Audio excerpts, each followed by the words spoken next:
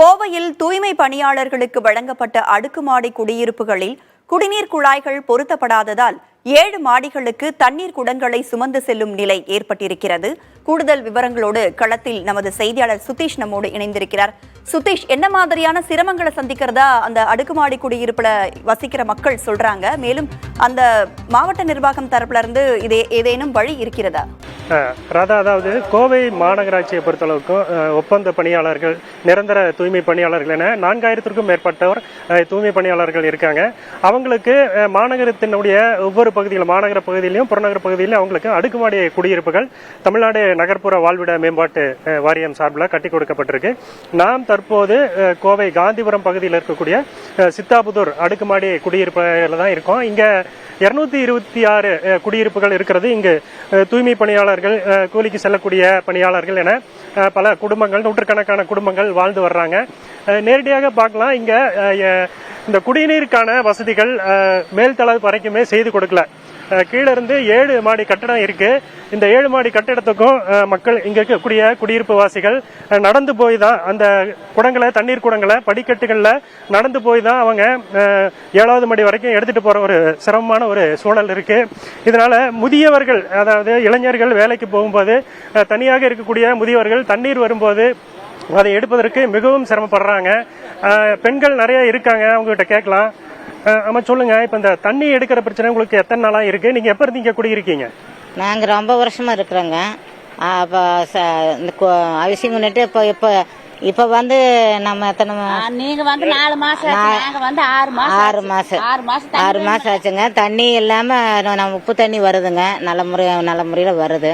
ஆனா நாங்களுக்கு வந்து நல்ல தண்ணி தான் இல்லைங்க. ரொம்ப கஷ்டப்படுறேன். ஆனா ரொம்ப வெயிட்டா குண்டா இருக்கிறவங்க, குழந்தைகள் எல்லாம் மூச்சு திணறிட்டு ஏற முடியாம ரொம்ப தண்ணிக்கு ரொம்ப கஷ்டப்படுறாங்க. இல்லைன்னு சொல்லலைங்க. அதனால மாடி 7 மாடி இருக்குது. அது ரொம்ப ஒவ்வொரு மாடிக்கு ஒவ்வொரு பைப் போட்டுட்டா நாங்க ரொம்ப பணிவா கேட்கறோம். அதிகாரிகிட்ட அதுதான் நாங்க கோரிக்கை, வேற எந்த கோரிக்கை நாங்க கேட்கலைங்க. அந்த ஒரு பைப்பு மட்டும் போட்டு கொடுத்துட்டாங்கன்னா நாங்க உயிரோட நாங்க வாழ்வோம். இல்லைன்னா ஒவ்வொரு ஆளுங்க செத்து போயிருவாங்க. ஏற்கனவே ஒரு ஆள் செத்து கிடக்குது.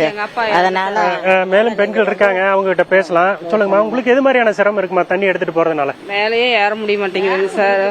கால் அப்படியே மூச்சு திணறுதுங்க, ஏறவே முடியாதுங்க. ஒரு 5 படிக்கட்டு கூட ஏறவே முடியாதுங்க. உட்காந்து நின்றுதான் மெதுவாக தான் போக முடியுங்க சார். ஏற்கனவே எங்கள் அப்பா இறந்துட்டாருங்க, தண்ணி எடுத்து தான் இறந்தாருங்க. தண்ணி குடிக்கிறதுக்கு வேணும் இல்லைங்க, என்ன பண்ணுறதுன்னு சொல்லி எடுத்துருக்காருங்க. அவருக்கு ஏற்கனவே சுகரு, ப்ரெஷரு இருந்திருக்குதுங்க, ஜாஸ்தியாகவே இருந்திருக்குது. குடிக்கிறதுக்கு தண்ணி வேணுமில்ல, என்ன பண்ணுறதுன்னு சொல்லி சிரமப்பட்டு எடுத்திருக்காருங்க. வீட்டில் தம்பி எல்லாம் வேலைக்கு போயிட்டாங்க சார். அவர் மட்டும்தான் இருந்திருக்காருங்க. நைட்டெல்லாம் நல்லா டிஃபனெல்லாம் சாப்பிட்டு நல்லா தான் பேசிட்டு இருந்தாருங்க. ஒரு தலைவலின்னு கூட சொல்லவே இல்லைங்க. நீங்க அதிகாரிகிட்ட ஏதாவது புகார் கொடுத்துருக்கீங்களாமா? இப்ப கலெக்டரேட் எல்லாம் புகார் கொடுத்துருக்கீங்களா? போய் கலெக்டர் கிட்ட கொடுத்துருக்குறோங்க. ஆனா நல்லதான் நீ கொடுத்துருக்குறோம். ஆனா இவங்க வந்தோன்னா ஓபன் பண்ணணுமே, எல்லாத்துக்கும் காசை கட்டுன்னு சொல்லி காசும் கட்டியாச்சு. நாங்கல்ல ஒரு லட்சம் கட்டி தான் நாங்க இந்த வீட்டுக்கே வந்திருக்கோம். 1,20,000 ரூபாய் எப்படின்னா கரெக்ட் லைனுக்கு 10,000. நாங்கள் வீட்டுக்கு வந்து 1 லட்சம் ரூபாய் கட்டியிருக்கிறோம். அந்த 1 லட்சம் ரூபாய் கட்டிட்டு நீங்க வந்து குடியிருங்கன்னு எப்படி இருக்குதுங்க? நல்ல தண்ணி மேலே வரல. நாங்கள் இருக்கிறது 5வது மாடி, நாங்கள் 4வது மாடி, 7வது மாடி, 6வது மாடி, இத்தனை மாடிக்குமே தண்ணி கொண்டு போகணும் இல்லைங்க. நல்ல தண்ணி வேணும். உப்பு தண்ணி வருது, அது இல்லை, எந்த குறையும் சொல்லல. உப்பு தண்ணி இருந்து வருது. நல்ல தண்ணி வேணும் எங்களுக்கு. மெயினாக எங்களுக்கு மிக நன்றி. ஆனால் நல்ல தண்ணி எங்களுக்கு மெயினாக வேணுங்க. நல்லா வயசானவங்க, ப்ரெஷர், சுகர் பேஷண்ட்டுக்கு இருக்கிறாங்க. அப்புறம் எல்லாம் குழந்தை குட்டிகள் வச்சிருக்கிறவங்க எல்லாம் என்ன பண்ணுவாங்க சொல்லுங்க பார்க்கல? தண்ணி எடுக்க முடியாது. லிப்ட்ல வந்து லிப்ட் இருக்குது. இப்ப இந்த ஒரு வாரமா தான் லிப்ட் ஓடுதுங்க. இந்த 6 மாசமா ஓடல லிப்ட். இந்த ஒரு வாரம் தான் லிப்ட்ல தண்ணி எடுத்துட்டு போக கூடாதுங்கிறாங்க. வந்து ஆஃப் பண்ணி வச்சிடறாங்க. யாரோ ஒருத்தர் ஆகாதவங்க, நடக்க முடியாதவங்க எடுத்துட்டு போனா லிப்ட் ஆஃப் பண்ணி வச்சிடறாங்க. அதனால எங்களுக்கு ஒரு நல்லபடி ஒரு நல்ல தண்ணி போட்டு கொடுங்க எங்களுக்கு சார். நல்ல தண்ணி வேணும். லிப்ட்லயே போக கூடாதுங்கிறாங்க. லிப்ட் வசதி இருக்கிறது, ஆனால் லிப்ட்ல எடுத்துட்டு போகும்போது ஷாக் அடிக்கும் அப்படிங்கிற மாதிரி அவங்க ஒரு பாதுகாப்பு கருதி அந்த லிப்ட்லயும் தண்ணி எடுத்துட்டு போக கூடாது அப்படிங்கிற மாதிரி அவங்க சொல்லியிருக்காங்க. பெண்கள் 7வது மாடி வரைக்குமே தண்ணி எடுத்துட்டு போற நிலைமை தொடர்ந்து ஒரு 7 மாதமா இந்த குடியிருப்புக்கு வந்ததுல இருந்தே அவங்களுக்கு இந்த பிரச்சனை இருக்கு. தொடர்ந்து இது குறித்து தூய்மை பணியாளர்கள் என்பதால கோவை மாநகராட்சி ஆணையாளர்கிட்ட புதிய தலைமுறை சார்பில் நம்ம கேட்டோம். அதுக்கு இது குறித்து மாவட்ட ஆட்சியரிடமும் தமிழ்நாடு வாழ்விட குடிசை வாழ்விட மேம்பாட்டு வாரியத்திடம் நிலையத்திடம் அவங்க தகவல் தெரிவிச்சிருக்கிறதா சொல்லியிருக்காங்க. இது குறித்து குடிசை மாற்று வாரிய அதிகாரி கோவை மாவட்ட அதிகாரி மாடசாமியிடம் கேட்டபோது அவர் இந்த மாத இறுதிக்குள், அதாவது ஒரு மாத காலத்திற்குள் அது குறித்தான நடவடிக்கைகள் மேற்கொள்ளப்பட்டு நல்ல தண்ணி பைப் கனெக்ஷன் கொடுக்கப்பட்டு அவர்களுக்கு தண்ணீர் வருவதற்கான நடவடிக்கைகள் மேற்கொள்ளப்படும் சொல்லியிருக்காங்க.